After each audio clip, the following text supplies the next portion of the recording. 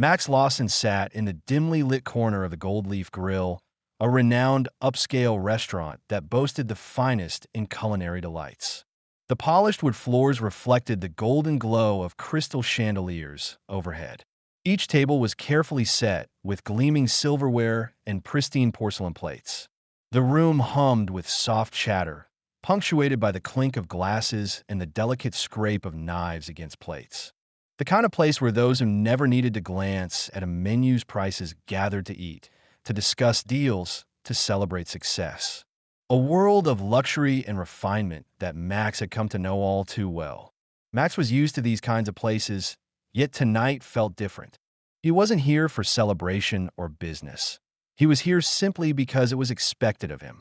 As the head of a billion-dollar empire, his presence at these events was often a given. But tonight, there was an emptiness in him he couldn't shake, one that seemed to grow with every swirling sip of wine. The polished glass in his hand felt cold and distant, just like the rest of his life. He rotated the glass slowly, watching the red liquid swirl, while his mind drifted. He wasn't hungry, not physically at least. His appetite had long since been replaced by an insatiable need to prove himself, to build something that would outlive him, something worthy of his name. But tonight, that drive felt hollow. Max stared out the window, watching the city lights twinkle below, resembling stars fallen from the sky. His thoughts returned to the people around him, men and women wrapped in their own worlds of business, wealth, and accomplishments.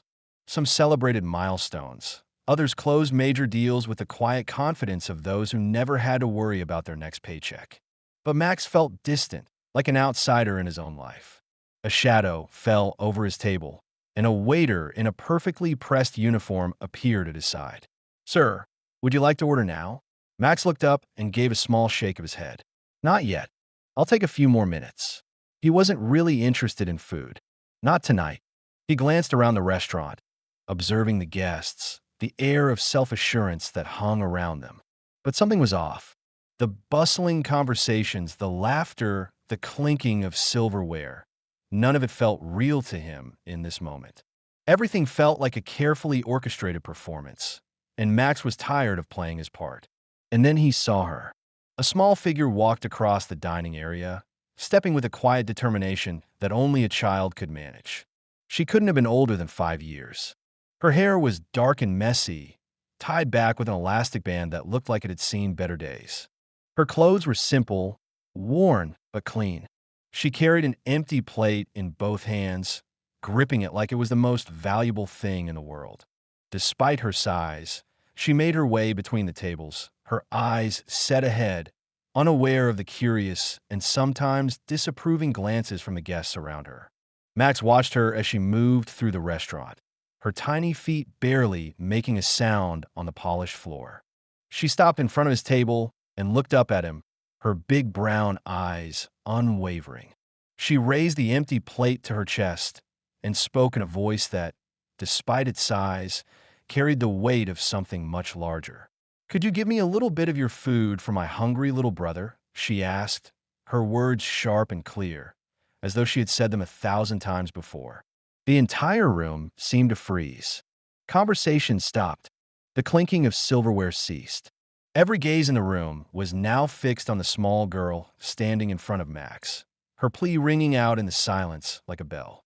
Max wasn't sure if the world had gone quiet because of the girl's innocence or because of the contrast she represented.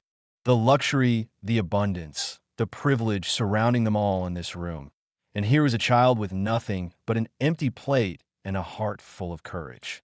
A moment passed before the maitre d' rushed forward, his steps quick and sharp. "Young lady, this is a private establishment." "We do not." Max held up a hand, stopping in mid-sentence. He looked at the girl, her expression steady and unafraid. He could feel something stirring inside of him. A long-forgotten memory, a feeling he hadn't allowed himself to experience in years. "Where's your brother?" Max asked, his voice soft but steady. She tilted her head toward the door. "Outside," she said, lifting her chin slightly. "He's 3, and he's really hungry. He's crying." Max felt a pang in his chest. For a moment, he wasn't sitting at the Gold Leaf Grill. He wasn't surrounded by the glittering chandeliers or the polished glasses of wine. Instead, he was somewhere else, a place long ago, when he was a skinny boy, peering into a restaurant window, his stomach aching with hunger, while people on the other side of the glass ate without a second thought. "What's your name?" Max asked, returning to the present moment. "Sarah," she replied, her grip tightening around the plate as though it were a precious treasure. "Sarah," Max repeated, and something in his chest shifted. It was like a door that had been closed for years suddenly creaking open. "Go get your brother," Max said, his voice more resolute now. "You two will have dinner with me." The maitre d' moved forward once again, but this time, Max wasn't about to be swayed. "Set the table for 3, he said, his voice firm, "and bring the children's menu." The maitre d' hesitated, looking between Max and the girl before nodding reluctantly. Sarah blinked up at Max a few times, as though trying to process the words. "We don't have any money," she said, her voice quiet but honest, without any hint of embarrassment. "I know," Max replied, his voice soft. "Go get your brother." She stared at him for a moment, her big brown eyes filled with uncertainty, before she turned and hurried out of the room, the empty plate still clutched tightly in her hands. Max leaned back in his chair, his mind racing. Whispers began to spread through the restaurant like wildfire. Max Lawson, the man who sat at the top of the food chain, had just invited 2 homeless children into the most exclusive dining room in the city. People stared. The looks were mixed, some in disbelief, others in judgment. But Max couldn't bring himself to care. He watched the door as Sarah returned moments later, pulling her little brother by the hand. He looked smaller than Sarah, perhaps only 3 years old, with dark, fearful eyes that darted about the room, unsure of this new and strange place. "This is my brother," Sarah said, her voice protective and proud. "What's his name?" Max asked, gesturing to the seats. "Tim," she replied, helping Tim climb into the chair, which seemed far too big for him. Max smiled. "Welcome, Tim," he said warmly, and it was then that he noticed something he hadn't even realized until now. This moment, this simple act of kindness, was changing something in him, something deep and profound. Max ordered the food, soup for the children, spaghetti with meatballs, and steak for himself, and all the house sides. He even added dessert. As the meal arrived, he watched Sarah and Tim devour their food with an intensity that made his heart ache. They ate as though they'd never seen a meal before, as though it was the first real food they'd had in days, or maybe longer. "Do you like dessert?" Max asked, glancing at Sarah and Tim. Tim nodded eagerly, his eyes lighting up at the mention of chocolate ice cream. They ate, they laughed, they were full, for the first time in what could have been years. Max watched them, feeling something stir inside of him that he hadn't felt in a long time. Hope. Real, unfiltered hope. When the meal was finished, Sarah and Tim sat back, a little embarrassed now that they were aware of their surroundings. They had just been 2 children, hungry and desperate. Now, they were 2 children who had been given a chance. "Thank you, mister," Sarah said softly, sliding off her chair and helping Tim do the same. Max smiled, his heart full. "You're welcome." But as they turned to leave, he realized that he couldn't just let them go. Not now. Not after what they had shared. "Wait," he said, standing up and walking toward them. "I can help you." But Sarah was already pulling Tim out the door, both of them disappearing into the night as quickly as they had appeared. Max stood at the door for a moment, his hand still on the handle, staring into the street where Sarah and Tim had vanished. The night air seemed colder now, as though the temperature had dropped with their sudden departure. He could still hear the faint echoes of their laughter, the sound of their small voices thanking him. But it wasn't just gratitude that lingered. It was something deeper, something he hadn't felt in years. He slowly closed the door behind him and returned to the table. His glass of wine was still there, untouched. He sat back down, staring at the empty plates in front of him, at the leftovers of a meal that no longer felt like it belonged to him.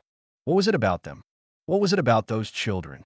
They were so small, so vulnerable, and yet they had entered his life with the kind of bravery he'd long since forgotten. Max had built his empire from the ground up, but what had it all been for? The wealth, the power, the prestige, it felt so hollow now.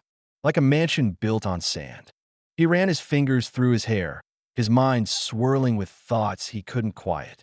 His eyes fell to the empty chair across from him. He thought about what it must have been like for Sarah and Tim out there in the cold, on their own, with no one to rely on except each other. Max couldn't even imagine how they had survived. His own childhood seemed so far removed from the one Sarah and Tim had endured, but the memory of it came rushing back, standing outside, hungry, cold, looking into the windows of restaurants like this one, knowing no one would ever look at him and offer him food. He had promised himself long ago that he would never go hungry again, that he would never be that boy begging for a scrap. But somewhere along the way, he'd forgotten the empathy that came with those promises. He had built walls, brick by brick, around his heart and mind, until the world outside his office, his meetings, his business deals, had become just that, a world far removed from him. Max picked up his phone and dialed a number he hadn't called in a long time. His assistant, Carla, answered quickly. Mr. Lawson, how can I help you? I need to find out everything you can about two children who came into the Gold Leaf Grill tonight. A boy and a girl, Sarah and Tim. They're homeless. His voice was firm, even though his thoughts were anything but. Find their last known address, anything. I want to help them. There was a pause before Carla responded, her voice hesitant. Of course, sir. I'll get on it immediately. Max hung up, his eyes still fixed on the empty plates before him. It was strange. He'd had staff helping him with deals, with acquisitions, with everything for years. But this felt different. This wasn't about business. It wasn't about money or power. It was about something far more personal. It was about doing what was right. Later that night, Max found himself pacing the length of his penthouse apartment, the lights dimmed low. The city stretched out beneath him, glowing in a sea of lights. But none of it felt real, none of it felt like it mattered. The million-dollar paintings on the walls, the sleek, modern furniture, the fine crystal glasses and imported silver. None of it filled the empty space inside him that had grown over the years. His phone buzzed, cutting through his thoughts. It was Carla. I've got the information, Mr. Lawson. The children, Sarah and Tim, they live in an abandoned building downtown near Lafayette Street. It's a known area for homelessness. They're living with a woman named Margaret, but she's no longer there. From what I gathered, they've been bouncing between shelters. Max felt a knot form in his stomach. He stared at the message for a long moment. An abandoned building. The thought of it made him feel nauseous. How could two children, how could anyone live like that? His heart was racing. He had to do something. He grabbed his coat and made his way to the door, pausing just before he stepped out. For the first time in a long time, Max felt like he had a purpose. Something bigger than himself. The cold night air hit him like a wall as he stepped into the elevator of his building, his mind focused entirely on Sarah and Tim. He didn't even bother to look at the cars or the polished streets outside. The world he had been living in, the world of luxury and power, felt so far removed from everything he was about to do. Max's driver, Jake, was waiting outside. Where to, sir? Jake asked, his voice neutral, but there was something in the air tonight that made even Jake notice the tension in Max's posture. To Lafayette Street, Max replied, his voice low. We're going to find those kids. Jake glanced at him in the rearview mirror, but he didn't say anything. He just nodded and pulled out into the street. When Max arrived at the building, he couldn't help but feel a twinge of disbelief. The area was gritty and rundown. Old, cracked sidewalks led to a series of buildings that looked as though they had been forgotten by time.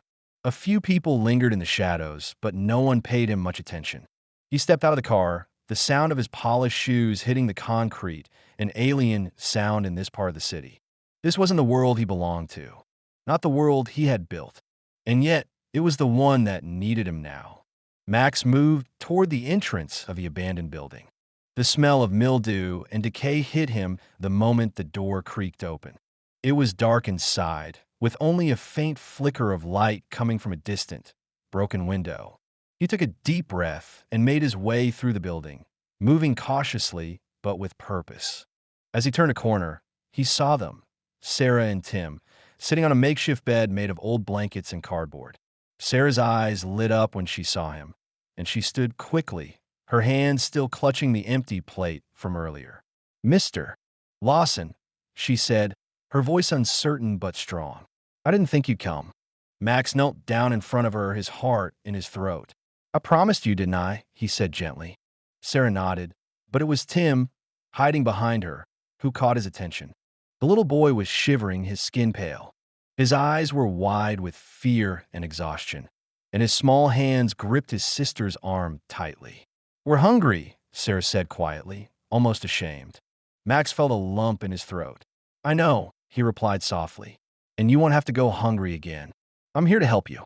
This was a pivotal moment for Max, a man who had spent his life building walls and avoiding the deeper connections that made life meaningful. Standing there, face to face with these two children, he realized something. He couldn't just go back to his old life. He couldn't forget what had just happened. He couldn't ignore the emptiness anymore. The world he had built, the money, the power, it all felt meaningless compared to the simple truth of what was right in front of him. Two children who needed help.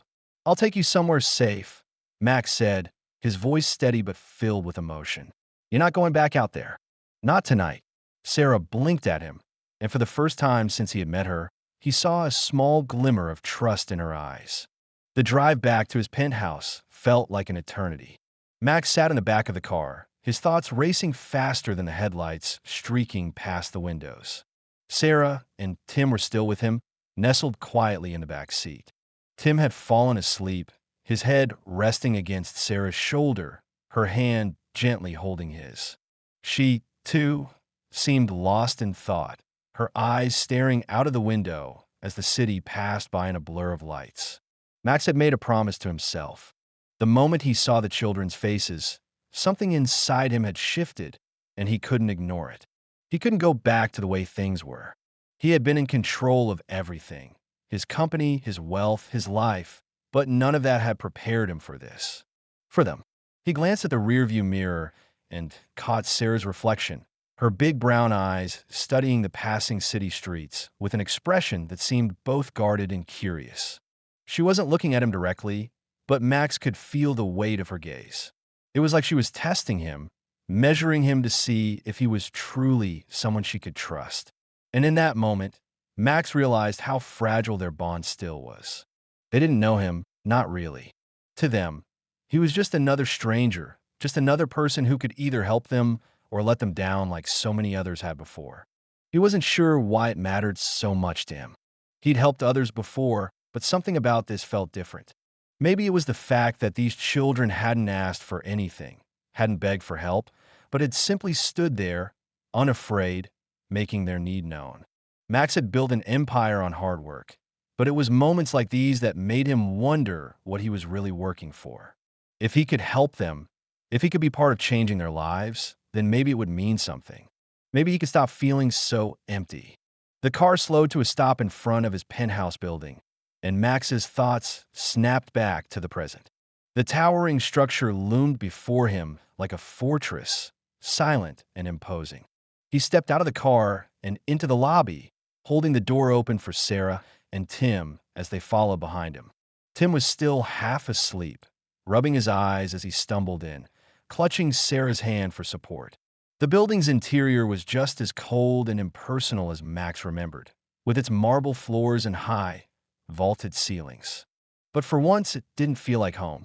Max led them to the elevator, pressing the button to his top-floor suite. The elevator doors slid shut, and Sarah looked up at him, her small figure standing just a few feet away. There was a brief moment of silence before she spoke. "Are you sure we can stay here?" Her voice was cautious, almost hopeful. Max nodded, trying to smile reassuringly, but he could see the doubt in her eyes. "I promised you, didn't I?" he replied softly. "You're safe here. Both of you are." She didn't answer, but her shoulders relaxed slightly. Tim, still half asleep, leaned against her, and she adjusted her grip on his hand. Max could see that the events of the evening had taken toll on them. They were just kids who had been through more in their short lives than most adults could imagine. The elevator chimed, and the doors slid open to reveal the suite. Max stepped aside to let Sarah and Tim enter first. The spacious living area, with its sleek furniture and floor-to-ceiling windows overlooking the city, felt foreign to him in this moment. It was a place he had worked so hard to create, but it felt hollow now. Empty. Go ahead. Max gestured toward the couch. Make yourselves comfortable. Sarah hesitated for a moment before leading Tim to the couch, where they both sat down. Tim curled up into his sister's lap, his small body still cold from the night air. Sarah adjusted his blanket, her movements tender, as if she had been caring for him like this for as long as she could remember. Max stood by the door, watching them both, a deep sense of responsibility weighing on his chest. He had always prided himself on his independence, his ability to handle everything on his own. But now, in front of these two children, he realized that he didn't have all the answers. He couldn't fix everything. He couldn't erase their past, but he could try to give them a future. He went into the kitchen, his mind still racing. He needed to get them food, something simple, something warm. He pulled out some bread, eggs, and a few vegetables, preparing the ingredients with mechanical efficiency. He was used to making decisions quickly, but tonight felt different. Every step he took felt deliberate, as if he was trying to make up for years of neglect, for years of living in a bubble. He could hear the soft murmur of Sarah talking to Tim as she tried to settle him down. Her voice was calm, soothing. Max took a deep breath and reminded himself that this was just the beginning. They were just kids, and he was just a man trying to do what he could to help. Minutes later, he brought the food to the table, setting it down in front of them. Tim's eyes lit up as he saw the eggs and toast, and Sarah smiled faintly, her small hands pushing the plate closer to her brother. Eat, Max said softly, sitting down across from them. You're safe here. You don't have to worry about anything. Sarah looked up at him then, her expression still guarded, but slightly less distant. She took a bite of her food, and Max saw the hunger in her eyes, not just for the meal in front of her, but for something more. For comfort, for security, for a chance to just be a child again. They ate in silence, the only sound the clinking of silverware on plates. Max watched them, his mind still swirling with thoughts he couldn't fully grasp. He had done something tonight, something real. He had made a decision that would change their lives, and his own forever. After the meal, he stood and cleared the dishes. When he returned, Sarah was standing by the window, staring out into the night. Max walked up behind her, pausing just a few steps away. You okay? He asked, his voice soft. She didn't turn around, but he could see the way her body stiffened, the way her fingers clutched the windowsill tightly. Finally, she spoke. Why did you help us? Her voice was small, but the question was big. Why us? Max's breath caught in his throat. He knew what she was asking. Why had he chosen them? What made him decide to step into their world? He thought for a moment before answering, his voice quiet but steady. Because I remember what it was like, he said, his eyes softening as he looked at her. When I was your age, I was hungry too, and I promised myself that if I ever had the chance, I'd help someone who needed it. Sarah's eyes flickered as she processed his words, her small face unsure but hopeful. Thank you, she whispered. Max didn't respond immediately. Instead, he walked toward her, placing a hand gently on her shoulder. He had given her something tonight, more than food. He had given her a sense of safety, and that, he realized, was what had been missing from his own life all along. The following days passed in a blur of routine and adjustment. Max had expected some level of unease, but the reality of living with Sarah and Tim was far more intense than he had anticipated. His penthouse, once a place of solitude and quiet, was now filled with the sounds of children. Their laughter, their questions, their small voices that filled the empty corners of the space. It was a change that, at first, felt like a dream, but now it was settling into something deeper, something more permanent. Max woke up earlier than usual the next morning. The weight of his decision to help the children loomed over him like a shadow. He had offered them shelter, food, and safety, but he couldn't shake the nagging thought. Was this enough? He had promised them stability, but his own life was far from stable. He walked into the kitchen, his footsteps echoing in the quiet morning air. Sarah was already sitting at the table, Tim beside her, still half asleep, his head resting on his sister's shoulder. Max poured himself a cup of coffee, the warmth of the mug a small comfort against the chill that had settled in his chest. "Good morning," Sarah said quietly, her eyes meeting his with a slight hesitation.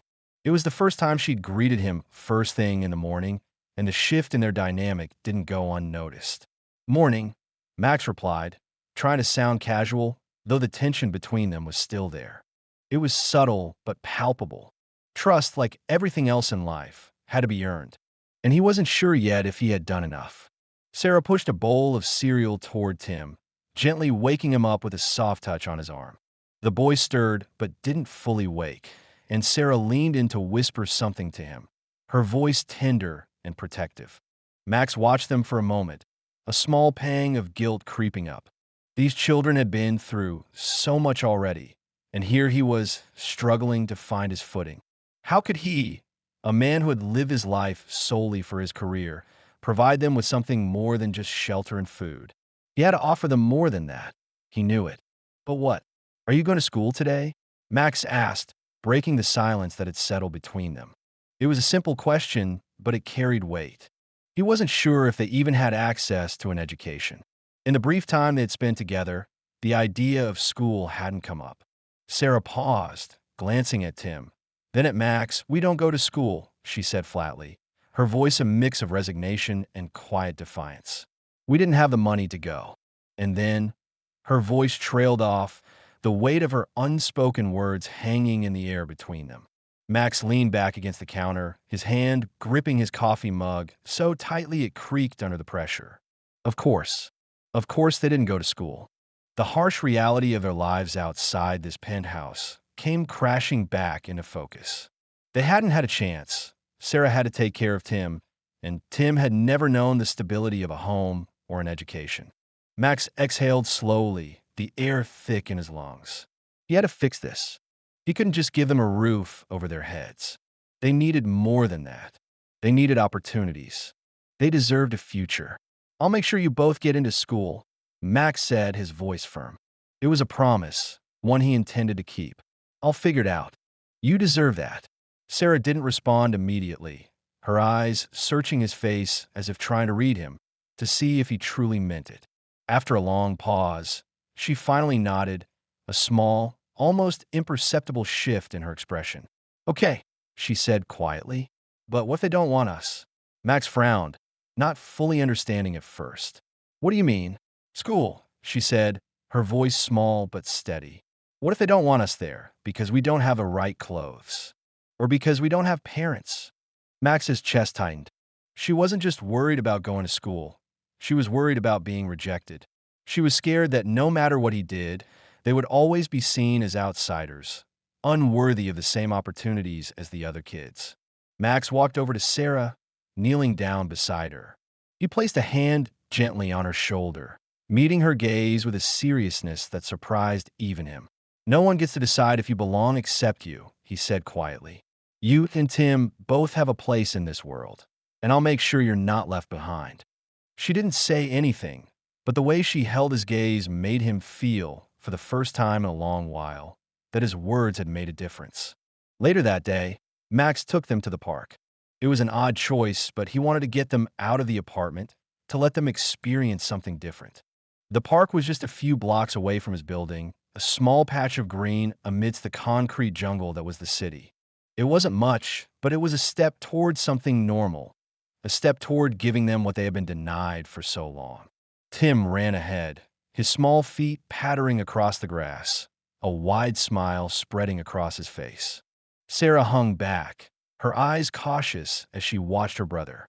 She looked around the park, the swings, the slides, the other children playing, and Max could almost see the wall she had built around herself. Wall she didn't know how to let down. "Are you okay?" Max asked her as he watched her linger at the edge of the playground, her arms crossed tightly over her chest.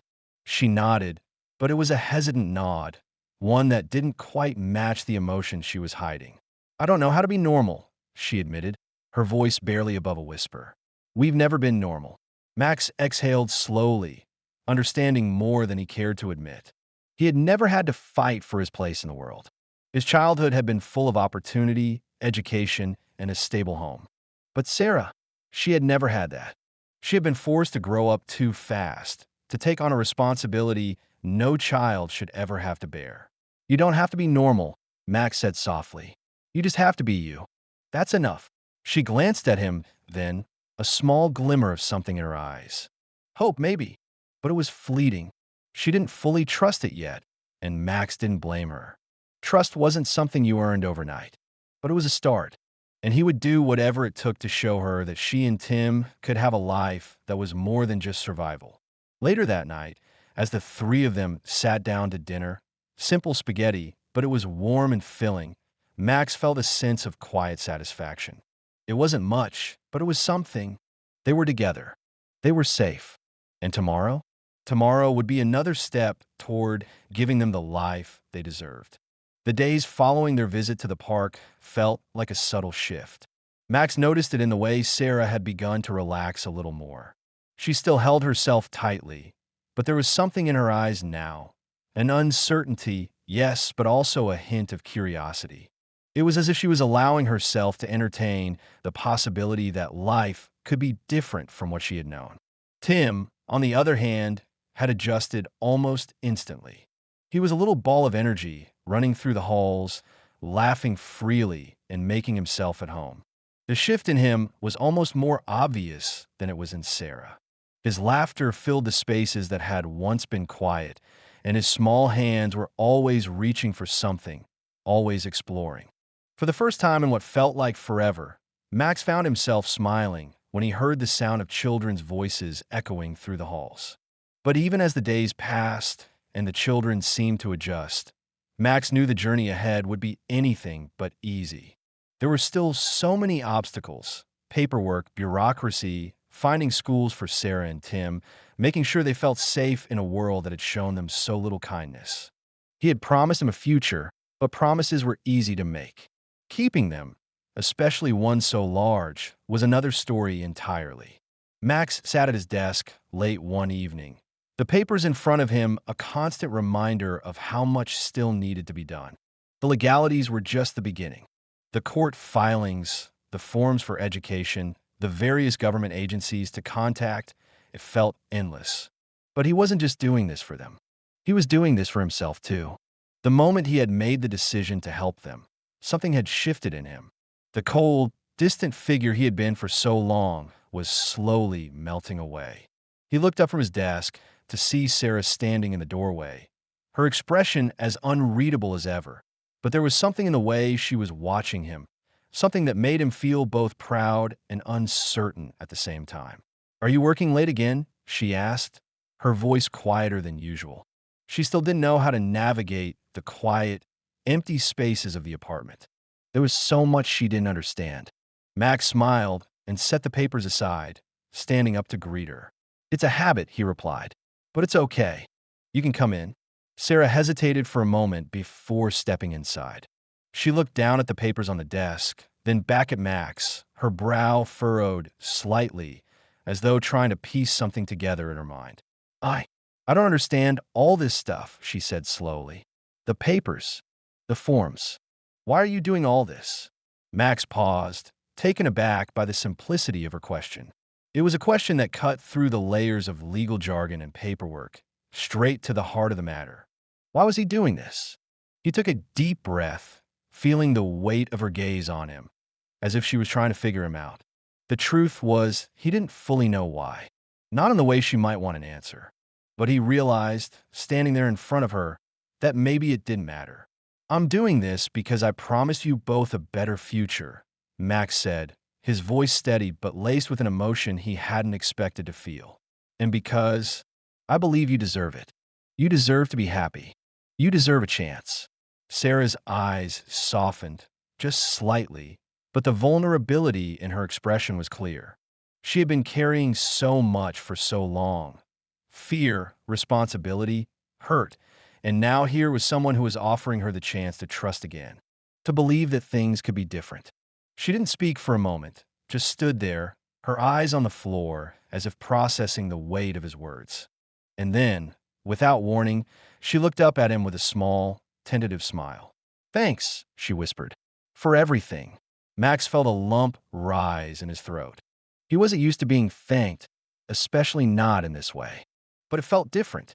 It felt earned. The next morning, Max made a decision.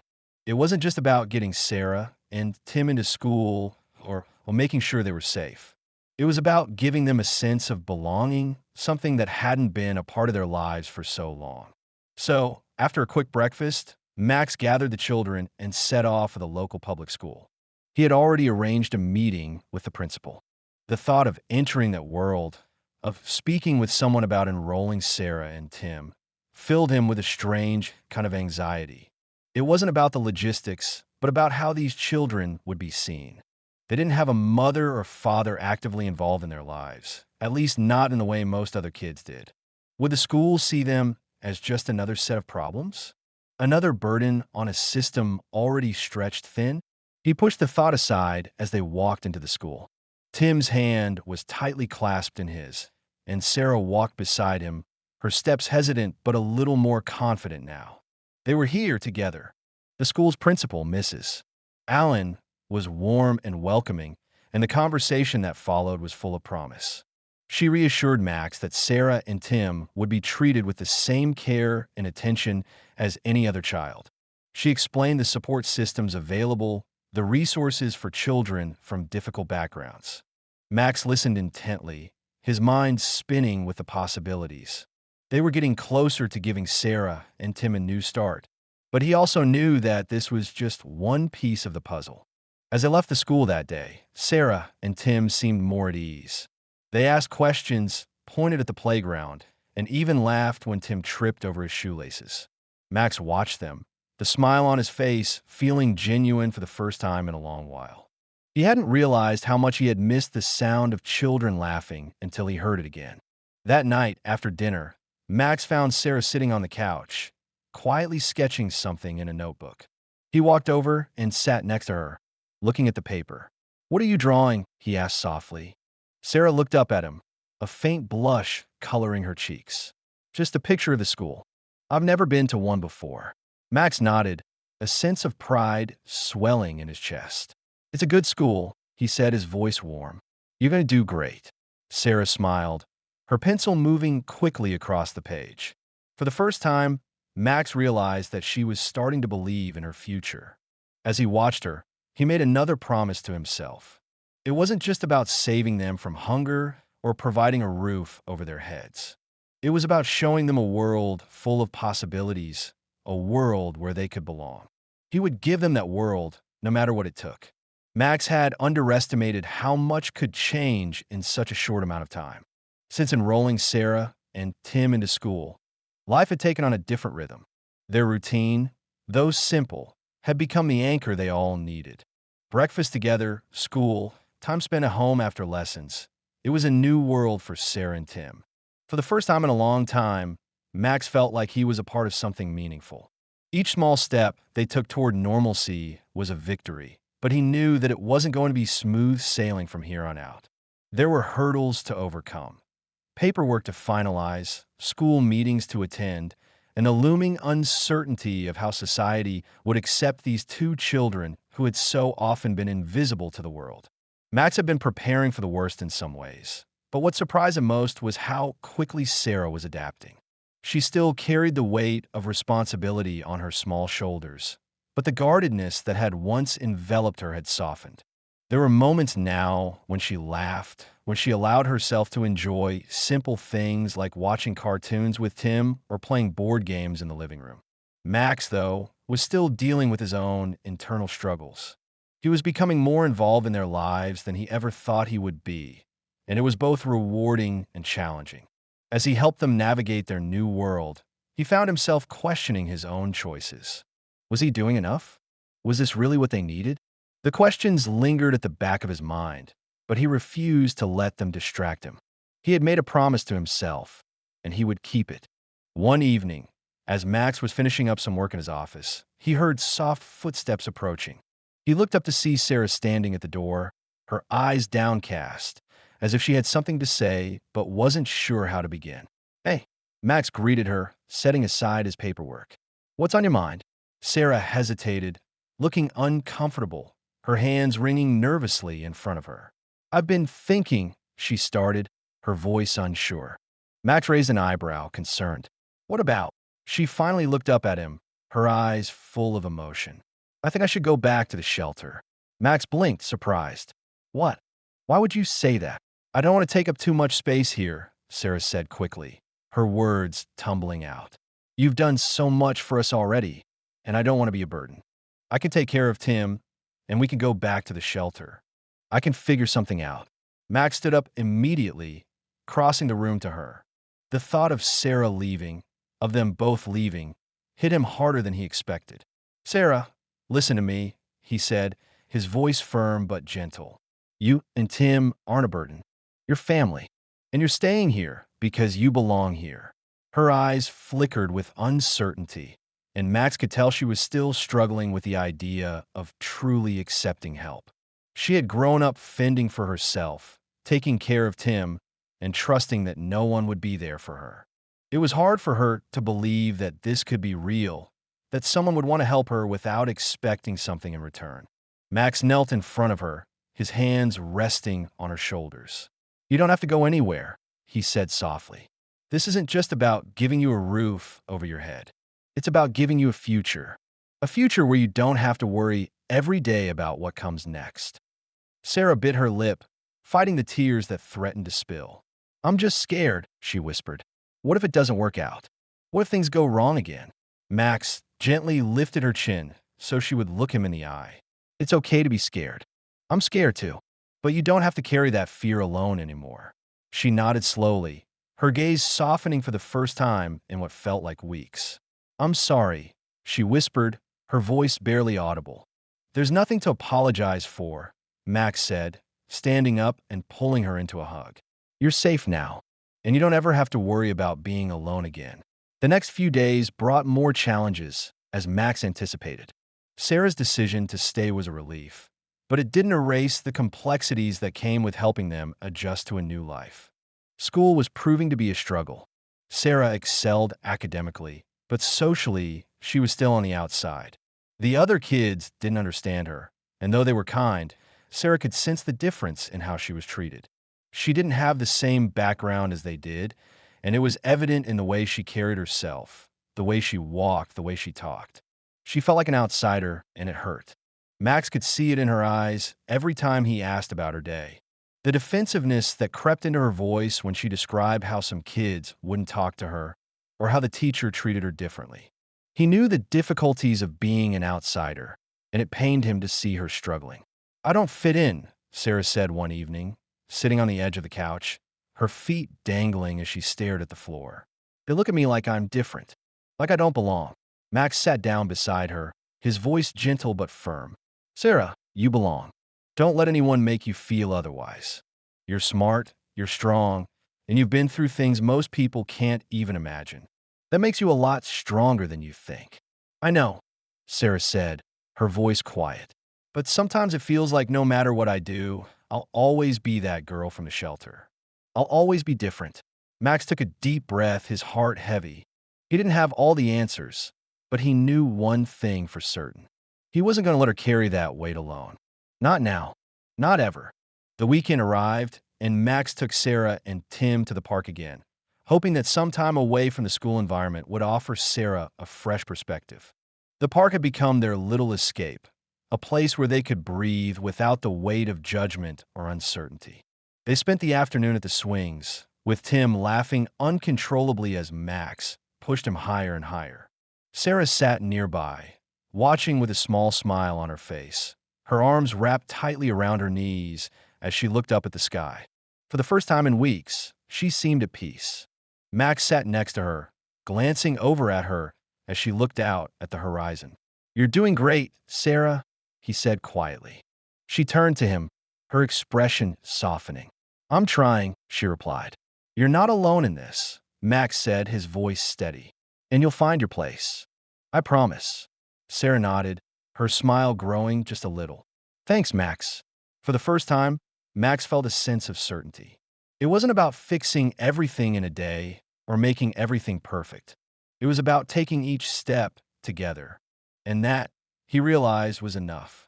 As the weeks passed, Sarah's adjustment to school remained a constant challenge. She excelled in her studies, yes, but socially, she continued to feel like an outsider. Max had hoped that with time, the children would begin to feel more at home, but the reality of their circumstances was far more complex than he had anticipated. Despite everything he had done, despite giving them a stable home, he knew that Sarah still carried the weight of her past with her, the past that defined who she was to others. One evening, Max picked Sarah up from school, determined to check in on how she was holding up. He could see her walking toward the car, her shoulders slightly hunched, her steps slower than usual. She climbed into the back seat without a word, her gaze fixed out the window, her arms wrapped around herself. Max glanced at her through the rearview mirror. "How was your day?" he asked, trying to sound casual, though he could tell from her posture that something was off. Sarah didn't respond immediately. She just stared out the window, her fingers drumming softly against the seat. It was a rhythm that Max had come to recognize as a sign that she was thinking, processing, probably something she didn't want to talk about. "Sarah," Max said, his voice gentle but persistent. "Talk to me. What happened?" She turned to him slowly, and Max could see the conflict in her eyes. She wanted to speak, but there was something holding her back. "It was fine," she said, her voice small, almost dismissive. "Just school stuff." Max knew that wasn't the whole truth. He could see it in the way she avoided his gaze, in the tightness of her jaw. But he didn't push her. Not yet. Instead, he focused on the road, giving her the space she needed. He knew that forcing her to open up would only make her retreat further. When they arrived back at the apartment, Max found Sarah sitting on the couch, her knees drawn up to her chest. She hadn't said much during the ride back, and now, in the quiet of the apartment, she seemed lost in her own thoughts. Max leaned against the doorframe, watching her. He couldn't help but feel that something was missing. There was a barrier between them, one that he couldn't break through with simple gestures or promises. Sarah was slowly warming up to him, but she was still carrying the weight of her past, her years of neglect, the constant feeling of never belonging anywhere. He couldn't fix that for her, no matter how much he wanted to. "Sarah," he said quietly, walking over to where she sat her day, "I can't pretend to understand what it's been like for you, but I want you to know you're not alone. Whatever you're feeling, it's okay to talk about it." She didn't respond immediately, but her fingers curled tighter around the fabric of her jeans. For a moment, Max thought she wouldn't say anything at all. But then, with a deep breath, she finally spoke. "They look at me differently," she said, her voice barely above a whisper. "The other kids, they don't know what it's like. They don't get it." Max sat down beside her, keeping a respectful distance. "Get what?" She glanced at him, her eyes filled with uncertainty. "What's like to be me?" she said, the words almost foreign to her. "To be the girl who doesn't have a family. The girl who doesn't fit in because she doesn't have the right clothes or the right things. The girl who has to pretend she's fine when she's not." Max's heart sank. He had known, of course, that Sarah was struggling with fitting in, but hearing her say it out loud, hearing her admit the depth of her pain, made it feel real in a way he hadn't fully grasped before. "You're not pretending to me," Max said softly, his voice thick with emotion. "And you don't have to pretend to anyone else either." Sarah didn't answer, but Max could see the smallest shift in her posture. It wasn't much, but it was a start. She wasn't shutting him out completely. "Not anymore. Do you want me to talk to the school?" Max asked. "Maybe they can help you find some support. They have counselors, and I know the principal. She's really understanding. She might be able to help." Sarah shook her head, a faint smile tugging at the corner of her mouth. "I don't want to be a problem for them." "You're not a problem, Sarah," Max said firmly, his hand resting on the back of the couch, close to her. "You're a kid who's been through a lot, and you deserve all the help and support you need." Sarah's smile faded, and she shifted a little, pulling her knees closer to her chest. "I'm trying, Max, but it's hard." Max felt a pang of guilt twist in his chest. There was so much more he wanted to do for her, but all he could offer were words and support. It didn't feel like enough. He wanted to take all her pain away, to fix everything. But the truth was he couldn't. "I know it's hard," Max said, his voice softening. But I'm here for you. For you and Tim. You're not alone anymore. Sarah, you don't have to do it all by yourself. She didn't say anything for a long while. Max could see the wariness in her eyes, the hesitation. But something had changed. He could feel it in the air between them. There was a small, fragile thread of trust beginning to weave its way through the cracks in her defenses. I don't know what to do with all this, she said finally, her voice thick with emotion. I don't know how to be normal. Max placed a hand on her shoulder, squeezing gently. You don't have to be normal. You just have to be you. And I'll help you every step of the way. Sarah looked up at him, her eyes searching his face. She didn't say anything, but for the first time, Max saw the beginnings of something that resembled hope. The next few weeks were a mixture of ups and downs. School was still hard for Sarah, but she started opening up a little more. Tim, on the other hand, was thriving. He had made a friend at school, a boy named Jack, who had been curious about Tim's drawings, and now they sat together every day at lunch, talking about cartoons and playing games. It was a relief to see Tim so happy, so at ease. He had always been a sensitive boy, and seeing him make friends was a small victory that Max held on to. Max continued to support Sarah in every way he could. He spent time with her after school, helping her with homework, listening when she had something on her mind. They were making progress, but Max knew that real healing took time. One afternoon, as Sarah and Tim played in the living room, Max received an email from the school principal. It was an invitation to attend a parent-teacher meeting. Max hesitated for a moment. He knew that attending the meeting would mean confronting the reality of Sarah's struggles at school. It would mean hearing about her difficulties fitting in, the ways she still struggled to trust people.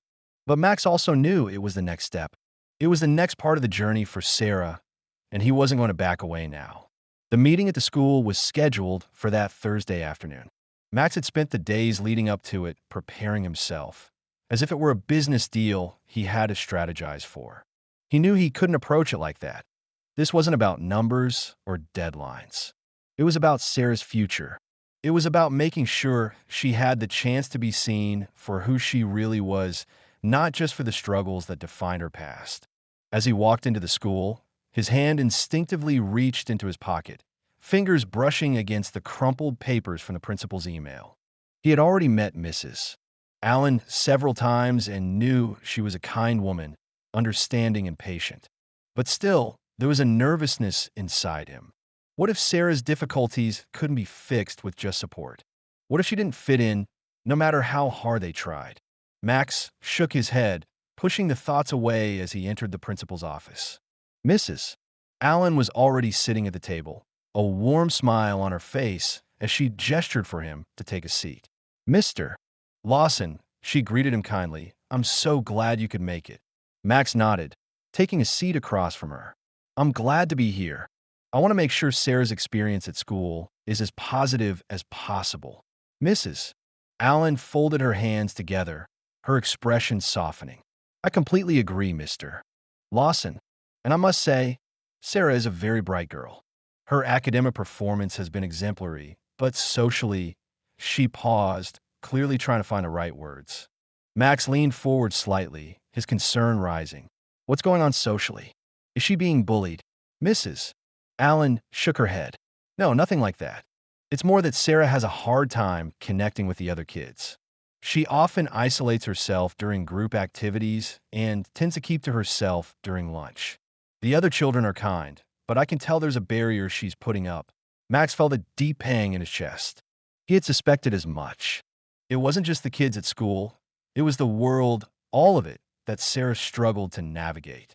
She had always been taught to fend for herself, and now, at school, she had no idea how to ask for help or how to open up to others. She didn't know how to trust, not yet. I understand, Max said softly, his voice calm. What can we do to help her feel more comfortable?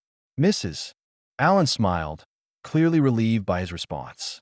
Well, first, we're planning to assign her a buddy, someone she can connect with, especially during lunch and recess. It's not a cure-all, but sometimes just having one person to talk to can make all the difference. Max nodded, grateful for the suggestion. It was a small step, but it was something tangible. It gave Sarah an anchor, someone she could count on during her rough days. And in the end, that's what she needed most: connection. We're also working with the school counselor, Mrs. Allen continued. I think having someone to talk to, someone who specializes in this sort of thing, might be beneficial. Sarah has a lot of potential. We just need to make sure she feels supported. Max felt a weight lift off his shoulders. It wasn't going to be easy, but it was a step in the right direction. I'll make sure she knows that she has the support she needs, he said, feeling a renewed sense of responsibility. That evening, Max sat at the dinner table with Sarah and Tim. He could see the quiet shift in Sarah. She wasn't as distant as she had been before. She still had her moments when her mind seemed far away, but there was something different in her eyes. Hope, maybe, or the beginnings of it. Max watched as she pushed her food around her plate, her gaze focused but distant. Tim, who had always been more open with his emotions, chatted animatedly about his day, recounting everything from the new game they played at recess to a funny moment in class. His voice was light, filled with enthusiasm, but it was Sarah's silence that weighed on Max's mind. "Sarah," Max said softly, breaking the quiet. She glanced up at him, her eyes a little guarded. "Yeah," she asked, her tone casual, but Max could sense the hesitation beneath it. "I had a meeting with the principal today," he began, his voice warm but serious. "We talked about how we can help you feel more comfortable at school." Sarah's eyebrows furrowed slightly, and Max could see her stiffen. "Did they say something bad?" she asked quickly, her voice tinged with anxiety. "No, not at all," Max reassured her, giving her a small smile. "They're going to assign you a buddy, someone you can hang out with at lunch and recess. And they'll also have a counselor meet with you if you'd like. It's all about helping you feel more supported." Sarah was quiet for a moment, her eyes shifting from her plate to Max's face. "A buddy," she repeated, sounding almost uncertain. Max nodded. "Someone to help you feel more at ease. You don't have to do it alone. And if you ever need to talk, you know you can always come to me." Sarah looked down at her plate, her fingers tapping nervously against the edge. "I don't know," she muttered, as if still unsure about everything. "I don't want to be a burden." Max's heart ached. "You're not a burden, Sarah," he said, his voice filled with sincerity. "You're a kid who deserves to feel like they belong. You deserve to be happy, and I'm going to help you make that happen." She glanced up at him then, her eyes softening just a little. She didn't respond immediately, but Max could see something in her expression change. Maybe she wasn't ready to fully believe it yet, but she was beginning to trust him. Later that night, after Tim had gone to bed, Sarah came to Max as he was sitting on the couch. She stood in front of him for a moment, her expression vulnerable. She was fidgeting, as if unsure of what to say. "I want to try," she said softly, her voice barely above a whisper. Max smiled, his heart swelling with pride. "You don't have to try for me, Sarah," he said, reaching out to gently pull her down beside him. "But I'm so glad you want to. She hesitated, then took a deep breath. "I want to feel like I belong." Max put a hand on her shoulder, his voice steady and full of compassion. "You do. You belong here, and you'll belong wherever you go."